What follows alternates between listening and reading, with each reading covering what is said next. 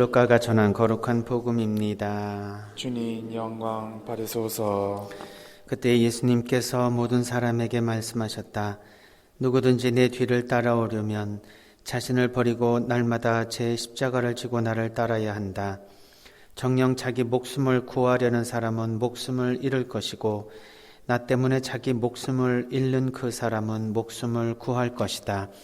사람이 온 세상을 얻고도 자기 자신을 잃거나 해치게 되면 무슨 소용이 있느냐. 누구든지 나와 내 말에 부끄럽게 여기면 사람의 아들도 자기의 영광과 아버지와 거룩한 천사들의 영광에 쌓여올 때에 그를 부끄럽게 여길 것이다. 주님의 말씀입니다. 그리스도님 찬미합니다.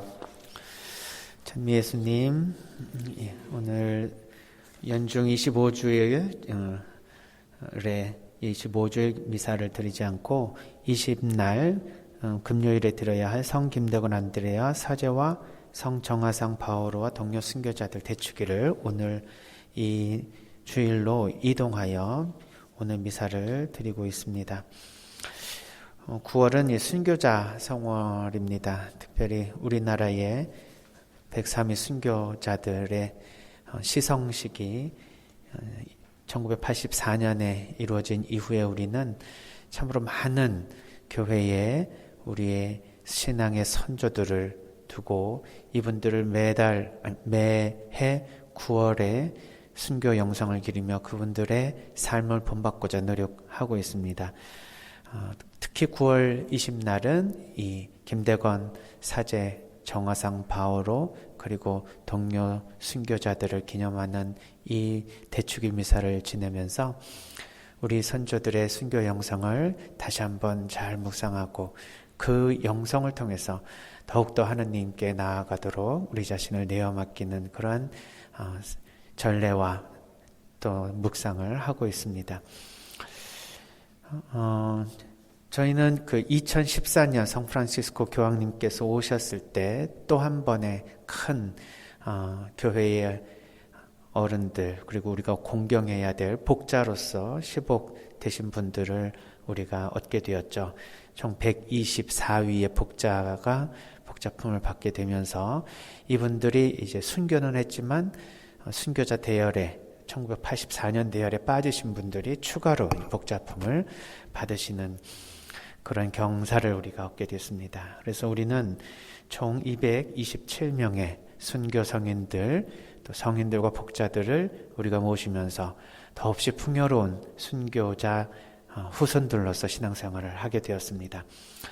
그러나 이제 오늘 기념하고 있는 이 정화상 바오로 성인 우리나라의 방인 사제를 얻기 위해서 김대건 사제 또 최양업 또 최방제 이 세 분을 유학을 보내는 데 있어서 앞장서셨던 분이죠.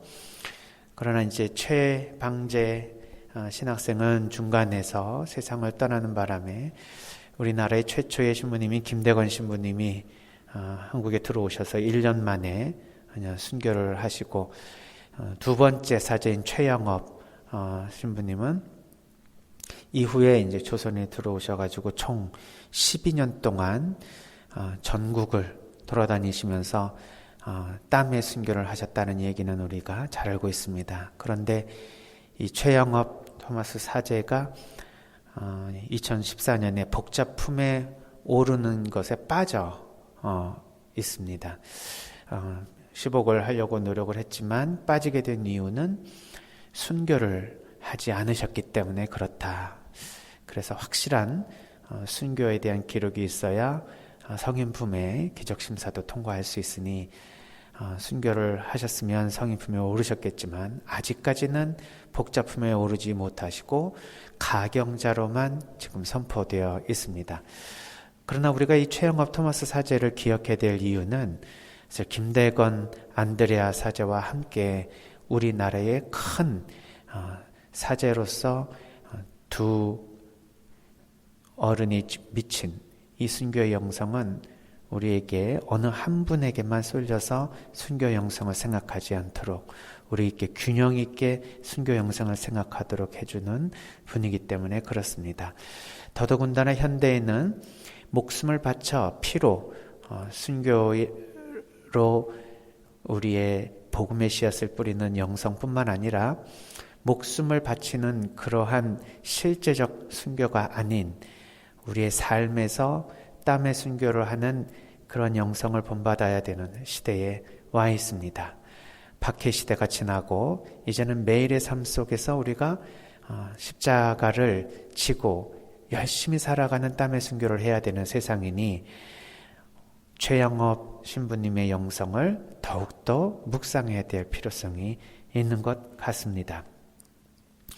최영업 신부님은 1861년에 12년간의 전국 5도를 다니시면서 황해도를 포함한 5도의 교우촌에 모든 한 사람 한 사람을 만나러 다니십니다.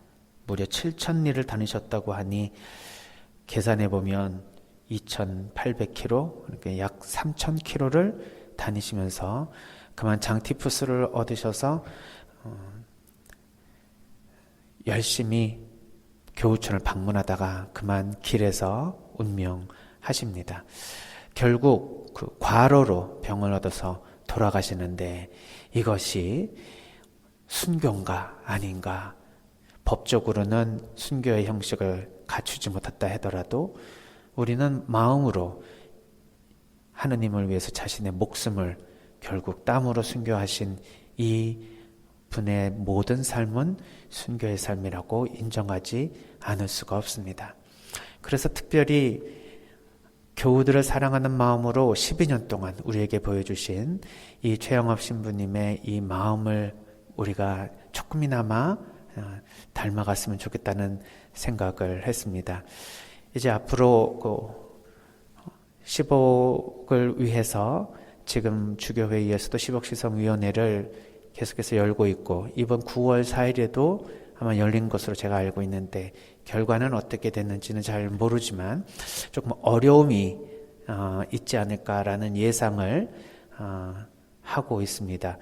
그 이유는 최영호 신부님이 돌아가시기 전에 그 파리 외방 정교회에다 본원에다가 라틴말로 편지를 보내는 그러한 그 편지 수가 총 한 19개로 알려져 있는데 그 중에 14번째 편지에서 그 당시 조선으로 파견되었던 5대 교구장인 고 주교님에 대한 여러 가지 이야기들을 그 편지에 쓰셨는데 그것들이 조금 스캔들이 되어서 복잡품에 올리기가 어렵지 않은가라는 교회 어떤 말하자면 이제 복잡품에 올릴 때 이제 검사도 있고 변호사도 있지 않습니까? 교회법원에. 그래서 이제 검사들의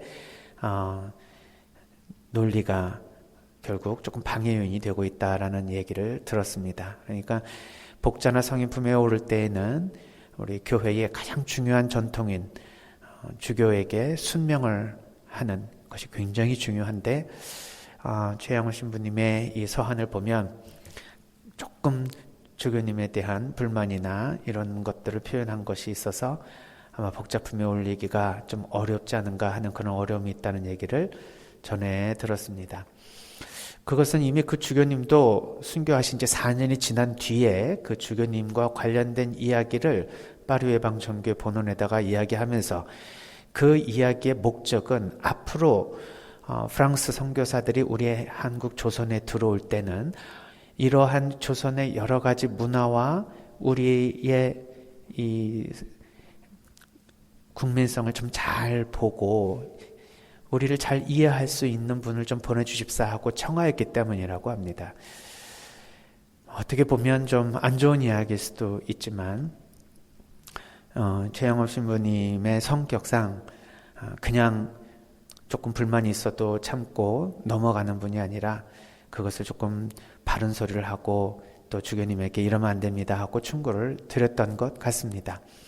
다른 이야기가 아니라 당시 주교님께서 실제로 교우들과 함께 미사를 봉헌할 때에 주교님 옆에서 시종 복사를 하는 그 평신도들을 누구를 기용할 것인가 했을 때 양반들만 중심으로 복사를 기용하신 그런 부분들에 대해서 조금 서운한 마음을 가지고 그렇게 하시면 안 된다는 조언을 하신 것 같아요.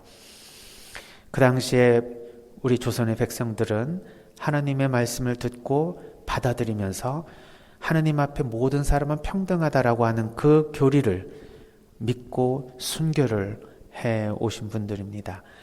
그런데 전례에서 그 권리를 양반들에게만 내어주고 또 가난하고 평민들이고 또 신분이 천한 사람들과는 겸상하지 않으시고 양반들 중심으로 해서 식사를 하시는 모습들도 결국 그들은 좋아하지만 다른 많은 백성들이 그 모습을 보면서 너무도 상처를 많이 받고 있다는 그런 마음을 표현하면서 앞으로는 조선에 보내시는 주교님은 이런 사정을 잘 감안해 주시고 그것을 잘 하실 수 있는 분으로 보내셨으면 좋겠습니다 하는 편지를 보냈던 것 같습니다.